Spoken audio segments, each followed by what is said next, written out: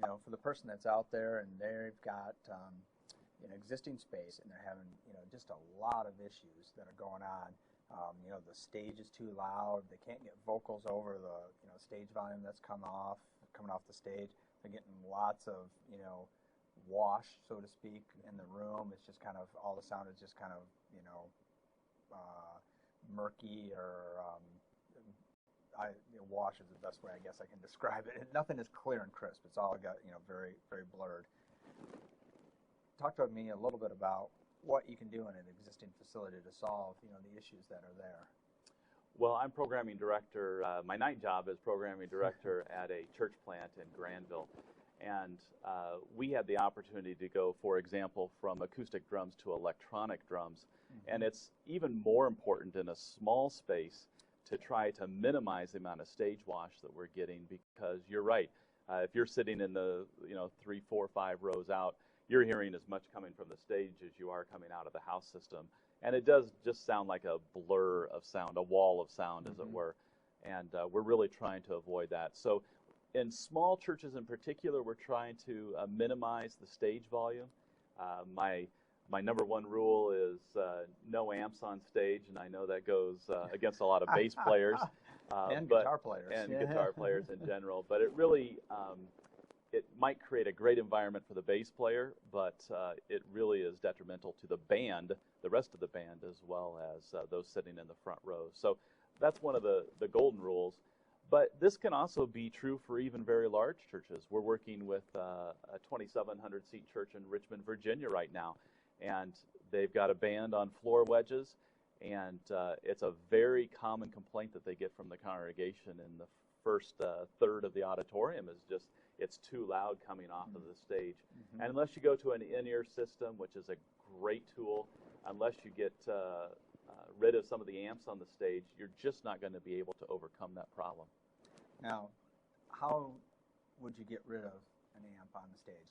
Let's take the bass player. And for this discussion, everybody's using monitor wedges. What could you do to get that amp, off the stage or to go away?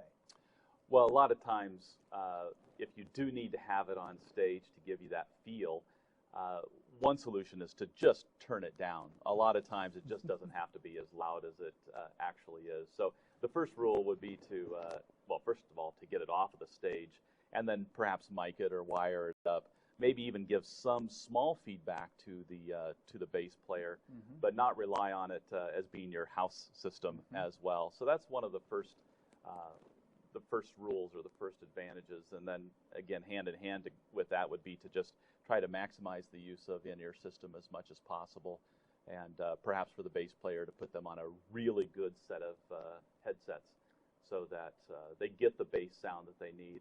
And a lot of times for churches, we'll use the good old butt kicker pipe platform to give them that feel and that vibration that they're really looking for. Yep. A bass player's got to be able to feel it. Yep.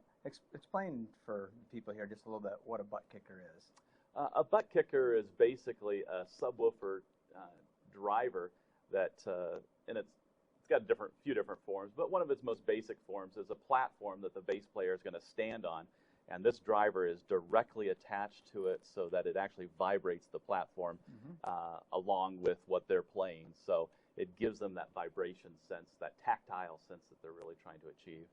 Right. So you're not introducing a noise on the stage, but you're introducing the bass player. I imagine for a drummer and a bass player, that could be a very effective tool as they try to stay, in sync with each other.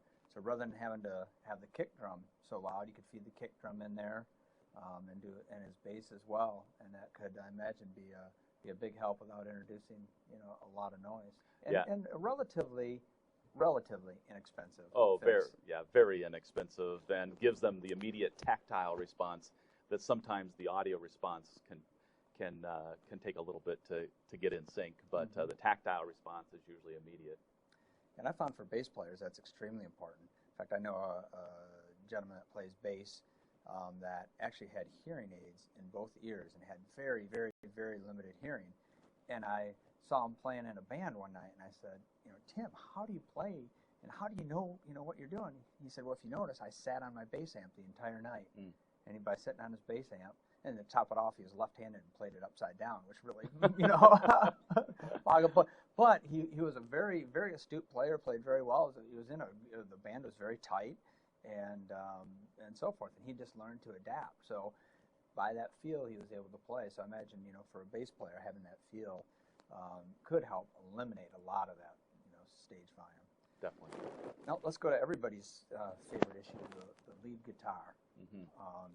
And I know from doing some of your systems, you've designed in, and I call it the guitar cage, but it's basically a cage that you stick your guitar amplifier in. And tell me a little bit about why you've used those, and you know, what kind of success you've had with that.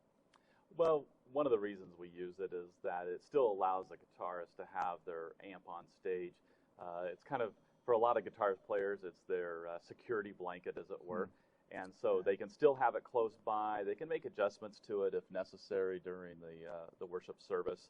And yet, by having a cage around it, you know, just similar to what you sometimes see with drum kits, having cages around them, it reduces the direct sound, so the sound coming directly out of the amp and going to the other band players. It reduces that and yet allows you to mic it and or feed it back into the house system, and not have the stage wash issues that we have in many systems. So that's why we use it, and it works very well.